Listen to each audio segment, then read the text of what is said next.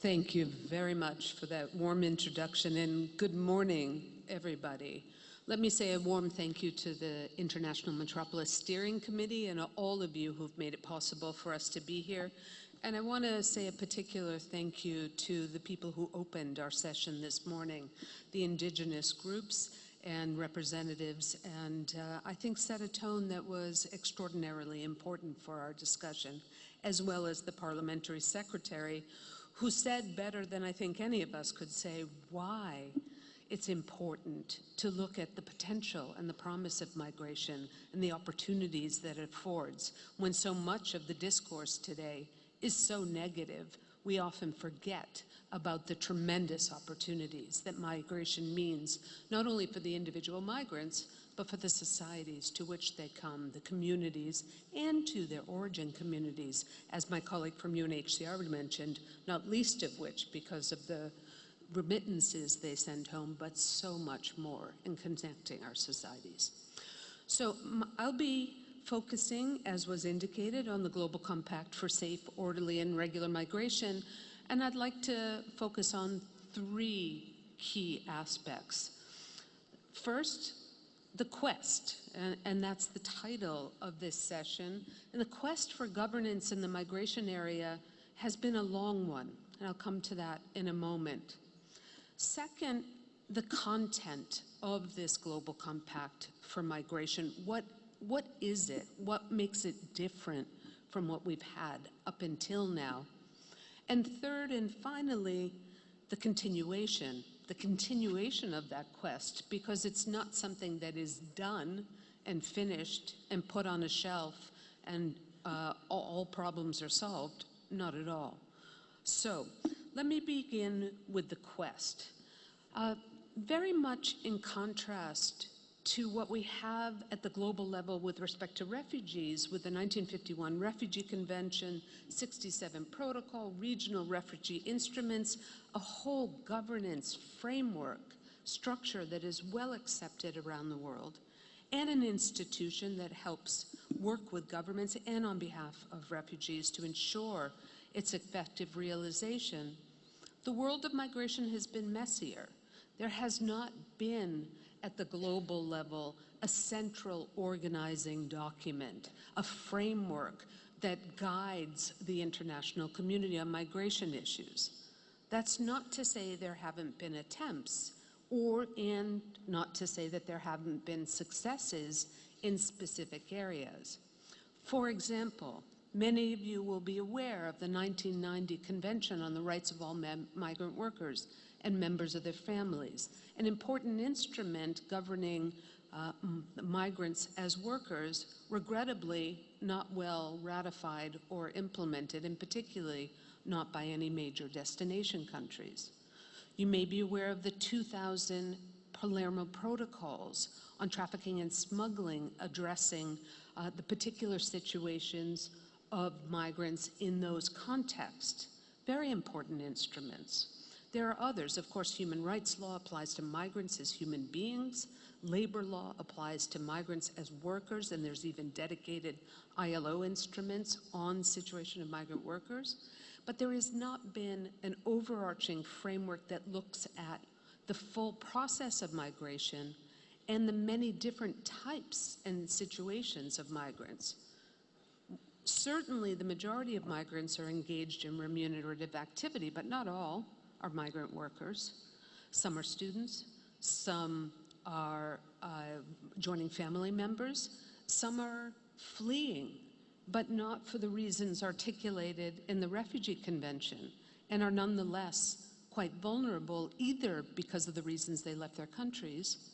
Think about the growing effects of climate change and what that means, but also for the situations that they encounter en route, not to mention upon arrival. There has been a dedicated quest, most notably since 1994, to really try to create more of a framework, more a system of governance of migration. 1994 International Conference on Population and Development, not on migration issues, but for the very first time, a global framework that had two chapters about migration, one internal, one international. efforts every few years in the General Assembly to try to hold a global conference on migration didn't happen because the major destination states felt that that was too political, too polarizing, and that it would be better to address migration perhaps in a regional context and not so much at the level of the United Nations.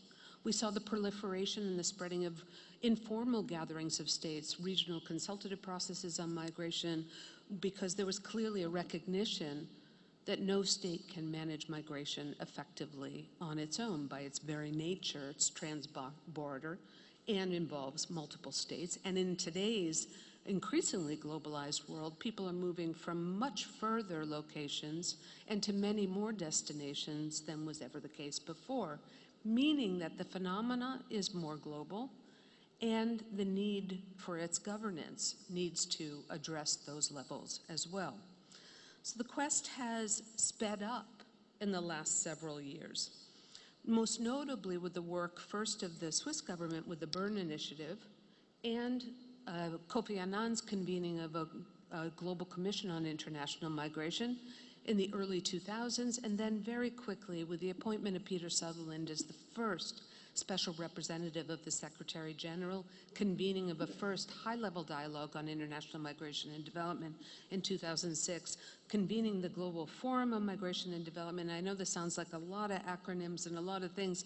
My point is that the quest really sped up and intensified over the last 10 years and was given added impetus by the 2015 enormous movement, first of Syrian refugees across the Mediterranean, but then followed by so many others, and what was seen as clearly a crisis for the international community to address large movements, both of refugees and of migrants, and the New York summit and then declaration about refugees and migrants, which led to the separate processes to create the two global compacts that we're referring to today.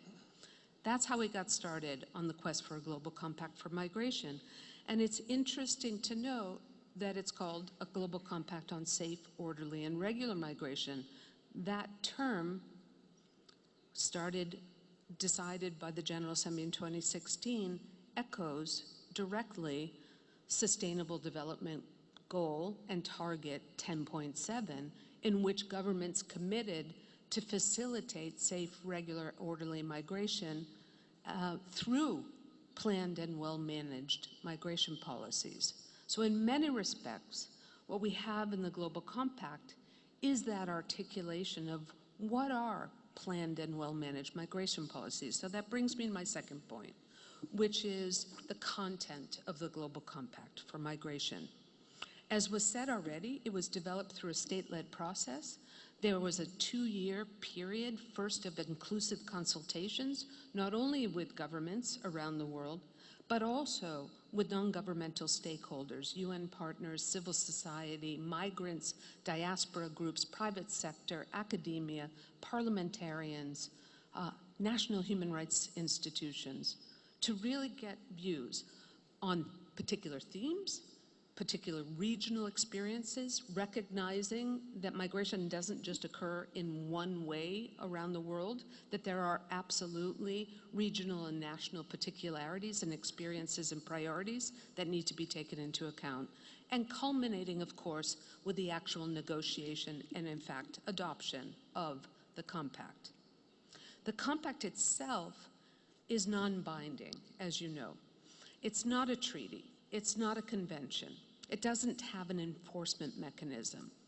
That's both a strength and a weakness. I am personally convinced that there would have been no possibility of reaching global agreement on something that was binding in the migration area at this point in time, where states are so concerned, legitimately to some extent, perhaps a little bit hysterical to another extent, about national sovereignty in this area. The question of which non-nationals to admit to their territories, under what conditions, and having a say about that, first with respect to national priorities, but of course the importance of collaboration. So this global compact is not binding. Nonetheless, like the Sustainable Development Goals, it is significant. it is, in fact, hugely significant. It is the first comprehensive framework on migration that was negotiated by governments in the framework of the UN on all aspects of migration. The famous, mantra is it's the 360-degree approach to migration, looking at all aspects, from what drives migration to ways in which migration can take place more productively, the development benefits of migration, the rule of law aspects of it, law enforcement, climate change, so much is included there. The way it's framed is with a series of principles. Those principles matter. They put the people at the center of the consideration, recognize the need to protect the human rights of all migrants, gender, specificity, looking at the particular needs of children, and very importantly, recognizing national sovereignty in this area. Contrary to what you might have heard in many media reports, the compact fully recognizes that individual states retain the sovereign discretion to make their own national migration policies and to determine which non-nationals may enter. There's nothing about the Global Compact that takes that away. Instead, what the Compact does, and it has two, I'm not going to go through all 23 objectives, it has two principal objectives to my mind. One is to look at, in every respect, what are the elements of planned and well-managed migration? Looking at, in many respects, what Canada has as a set of laws and policies. Again, no country, no one has it perfectly. No one is 100% solved this issue, but I'd have to say Canada does a particularly good job of looking at all aspects of migration. Immigration, emigration, labor, student, humanitarian, etc. And secondly, the second objective, and really at the core of this, is fostering cooperation. And it's really aimed at ensuring that not only states in all regions of the world and at all different levels of government work together, but that the very important non-governmental stakeholders who are so essential to the migration process are involved. Employers, recruiters, migrant and diaspora associations, academia, parliaments, local governments, municipal governments. It's essential. Migration is no longer the sole domain of a centralized government. It cannot be managed effectively. So what we have here is, in many respects, with 23 objectives and actions which governments can choose to follow or not, a framework, some aspirations, and a way forward in addressing migration through planned and well-managed policies. It also has, and this is bringing me to my third and final point about the continuation, it anticipates that this document is not something to put on a shelf, but rather there is a strong focus on its implementation, which is fundamentally the responsibility of governments, but others can help and need to help. And secondly, follow-up and review. There will be regular reviews of progress, voluntary reporting through the UN General Assembly at the global level every 4 years, also every 4 years, but off-cycle at the regional level. The modalities of that are being negotiated right now in New York, but the intention is to really keep the discussion going and to have it continue from the perspective of not you didn't do X, Y, and Z and we're going to judge you badly, but where are the challenges? What's not working? Where does there need to be either more cooperation, more guidance, or something else to get to a good outcome? So in a constructive way. The last bits of the continuation I just want to call your attention to very briefly and wrap up there is paragraph 53 does encourage all governments to develop national implementation plans to effectively look at where they are based on their own national migration laws, policies, and practices, look at the compact, and say not we need to align our laws with every element of this, but use this framework as a guide to what could be done and where there might be gaps nationally and where there might be issues to focus on as a matter of priority. So national implementation plans. I mentioned that there will be this International Migration Review Forum, like there is the high-level political forum to review the SDGs. Thirdly, and separate from but recognized in the compact, the Secretary General of the UN decided, with the direct assistance of my co-panelist, Ms. Kathleen Newland, that it would be important to review how the UN provides support to member states on migration and how to better coordinate the many parts of the UN system that work on migration.